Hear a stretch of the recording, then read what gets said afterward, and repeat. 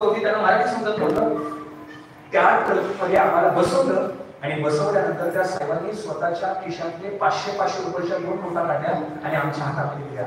बाळांनो, जा बरं का घराकडे, कधी काय गरज लागली तर फोन नंबर दिला आणि मला फोन करायला सांगितला. तुम्हाला कोणालाही जरी विचारायचं असेल तर माझ्याकडे फोन नंबर आहे, तुम्ही बिनधास्त विचारू शकता.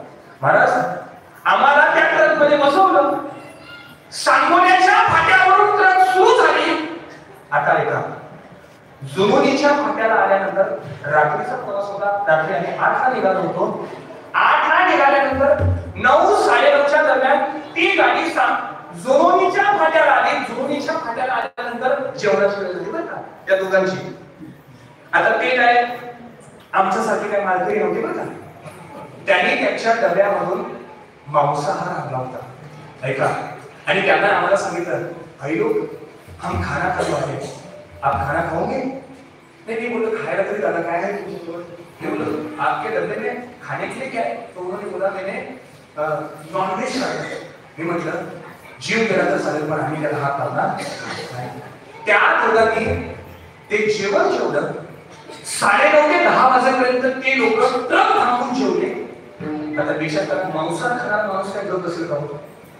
सोबत थोडीशी घेऊनच आला होता. दोघांनीही मद्यपान केलं, दोघांनीही दारू घेतली आणि गाडीमध्ये बसले. आता या पांडुरंगाच्या समोर उभा आहे, सत्य गोष्टी तुमच्या घरासमोर मांडतो. आमची 10 वाजता गाडी जुनोनीच्या फाट्यावरून सुरू झाली. गाडी मिरजकडे येते. आमच्या हातामध्ये एक हरिपाठ होता आणि गळ्यामध्ये थोडी अशी तुळशीची माळ होती. आजही श्रीगुरु दादांचा फोटा आहे, बाप्पांचा फोटो समोर म्हणून तुमच्या घरासमोर सांगतो. आज दादांनी माझ्यावर कृपाशीर्वाद टाकलाय म्हणून आजही तुमच्या समोर मी जिवंत कीर्तन करतोय. नाहीतर 7 वर्षापूर्वी, 4 वर्षापूर्वी, 5 वर्षापूर्वी असे मोठे मोठे ऍक्सिडेंट झाले, त्यावेळेला माझ्या घरात फोटो आला असता. पण आजही श्रीगुरु दादांच्या कृपाशीर्वादाने मी तुमच्या घरासमोर उभा आहे. गाडी सुरू झाली. जुनोनीच्या फाट्यावरून गाडी मिरजकडे येते. दोघांनीही नशासाठी होती पण आमच्या हातामध्ये हरिपाठ होता. त्याने एवढंच म्हणावं, देवाची देवाची वंशनकरी तेने मुखी शाही साधेला आहे मुखी म्हणा, हरी मुखी म्हणा, पुण्याची वेळा असोनी संसारीची वेळ मुखली वेदशास्त्र उभारी वायासरा ज्ञानदेव म्हणे व्यासाची म्हणा, द्वारकेचा राणा पाठवा होते. असा आमचा हरिपाठ सुरू झाला. पण सगळ्या गुरुदेवाची घटना घडली.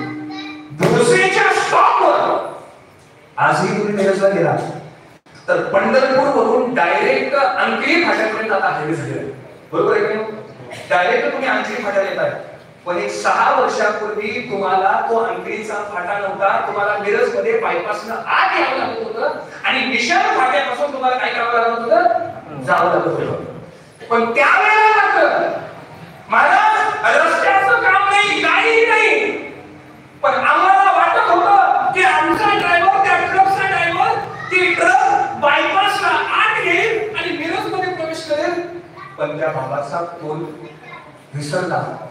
आणि सगळ्यात दुर्दैवाची गोष्ट, त्या भोसेच्या फाट्याला मिरजच्या बायपास वरून आत येण्यापेक्षा त्याला स्वतःच्या वेगावर त्याचं नियंत्रण झटकलं आणि अर्धवट झालेला पूल, म्हणजे बायपासला खालून जावं लागतं ना, तो वरती पूल केला. समोर झालेला पूल त्याला समजला नाही. आजही मला तो प्रसंग आठवतोय. त्यावेळेला 40 फुटावरून आमची ट्रक डायरेक्ट त्या खाली, त्या पुलावरून खाली कोसळली. सगळ्यात दुर्दैवाची गोष्ट सांगतो, आमच्या दोघांच्या गळ्यामध्ये माला आहे, आमच्या हातामध्ये हरिपाठ आहे. तो ड्रायव्हर होता आणि त्या ड्रायव्हरच्या बाजूला तो ट्रकचा कोण बसला होता? किन्नर बसला होता. मी आजही ती डोळ्याने बघितलेली परिस्थिती सांगतो.